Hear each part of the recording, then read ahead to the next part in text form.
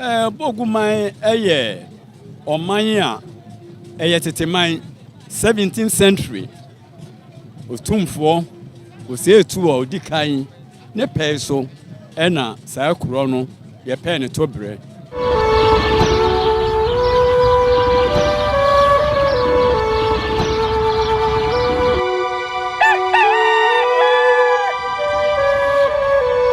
Abusiame wo Obogu memu ɛhɔ na medri ora maba nananom atankunwa won matanaye oman ma wa ha ohene ɛwɔ ha kontri ɛne akɔmɔ mu nyina ɛwɔ ha na ɛnɛ no sɛdeɛ Obogu kuro no sɛbia kroto ebi a ayewo ade foforo na unhu sɛne nisu ɛne ne tebia esitie no yɛpɛsɛ yɛbɛbɔ nkɔmɔ kakra na ɛne nananom di nkɔmɔ ne yɛpɛ abakwasɛm kakra ɛde fa Obogu man no ho enti ɛnɛ sɛ wohu Nyansapo ha no ma na ɛsɛ nkɔmɔ a yɛbɛbɔ no no kame ho na menye opanyini baako wa ha no ma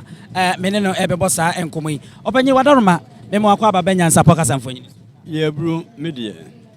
mebacho midin dia busia pani owusu aduomi na won so e mede nana sinupi Nkrumah Adusei Obogu man hene ni Gyaasewaa hene ne me abusia Gyaase ene yene ne bɛbɔ nkɔmɔ yi ka Gyaase nso dia de Nyansapo yenim ne sɛ wokɔ ahemfi a Gyaasewaa enti na kyese Gyaase wo na Gyaasewaa wo enti ne me mpre me ho nkɔkyerem ma me nkɔ no hɔ ansa no ono ankyerɛ wa na ɛsɔ so no ma me na me ka sɛ Gyaase dia nka me kyerem na minim Gyaase na Gyaasewaa no nso woyɛ on sɛ Gyaase akonwa no sɛ wo hwɛ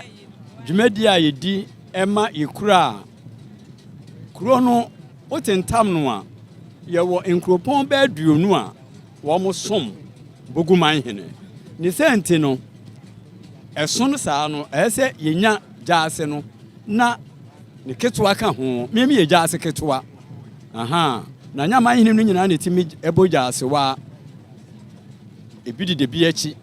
enti na Obogu kuro no esanse ye son na yɛwɔ eniema a revenue ye kan tisi wo pa ye kan ton a the whole Asante region ye kwa ya ntoso mienu kura no a ye betoso miensa ye gie adwade efi se ye wo no bai eniema hodo bebree wo ye mpotemu a eso enu nti na Gyaasewaa no ɛwɔ hɔ a yesum no na yese kame akoye se Gyaase no ne Gyaasewaa no mudwumade ni nyina ɛya baako nyesa pepepe baako meme ye Gyaase ketewa ne opanyini nso ɛwɔ hɔ no Obogu man boya abakwasɛm kakra obi pɛsɛ otie abakwasɛm ɛfa Obogu man no hu kroni ya abakwasɛm bɛ na abetimi aka de age yo Obogu man ɛyɛ ɔman a ɛyɛ teteman 17th century otumfo oseetu a odikan ne pɛ so ɛna saa kuro no ye pɛ ne tobre nananom sese ɔman hima na nafie poku ɔtɔso mienu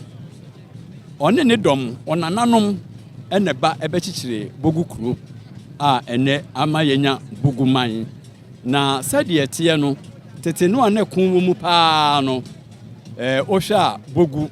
na yegyina brane otumfo wɔfa nomne Obogu enu nti sɛ ufiri Akyem ba ufiri Kwawu ba beebi abɛfa firi bia no oba beto emponoa yen ye wɔhye so na sɛ de sitie no ne ye mɛmɛ yie enti obi ntimi ntwam hɔ ɛmɛyɛ dɔm enti Obogu de ye gyina na so saa bere nyinaa no ye wɔ so a ye bɔ asante nso ho ban me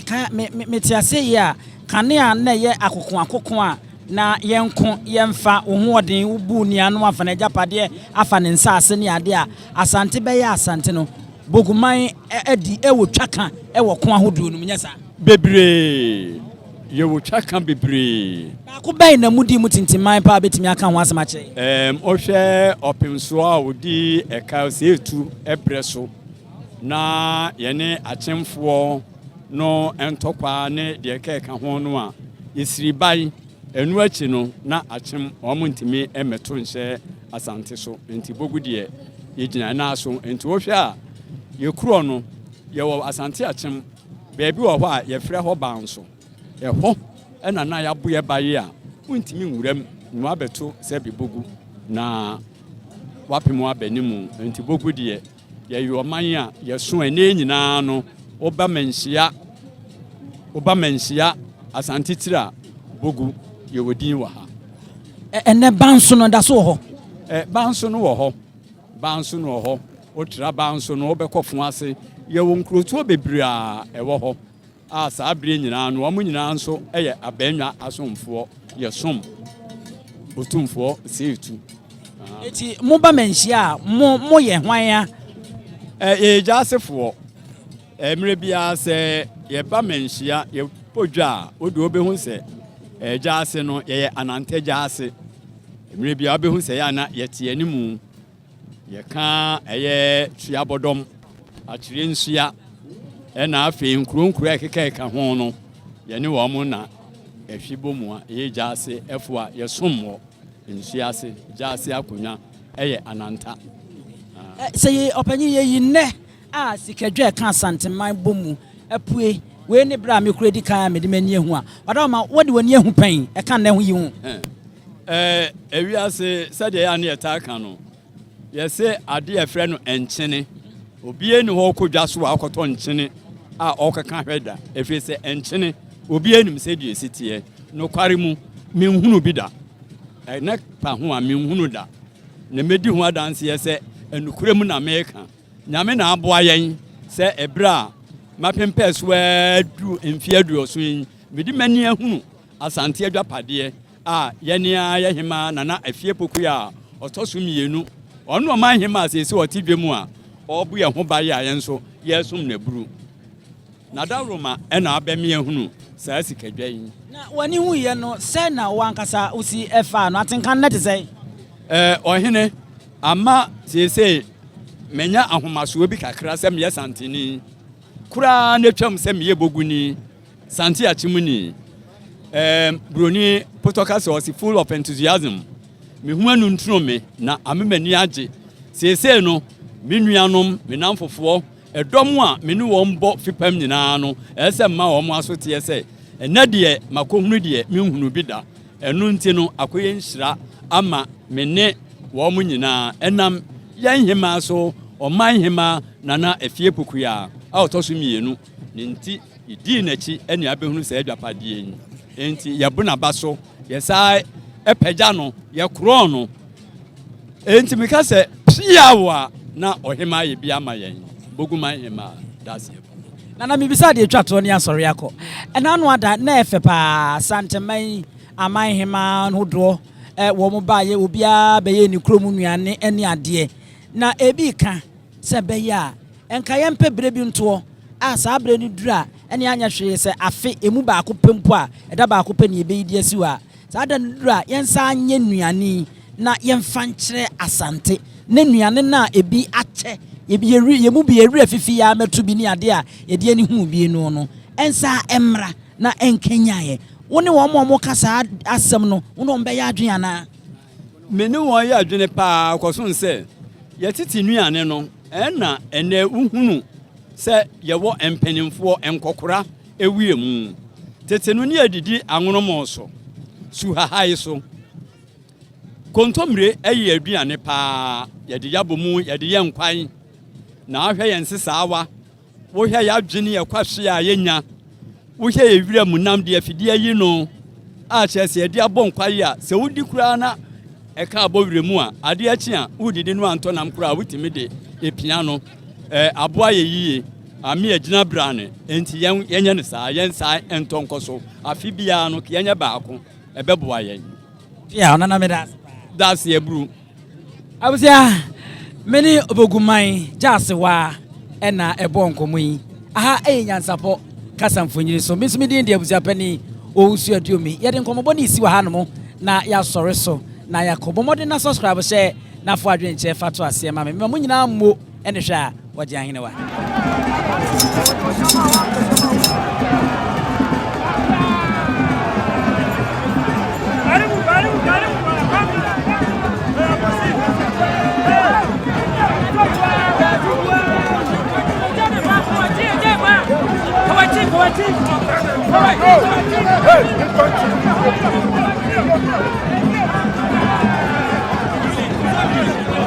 Go!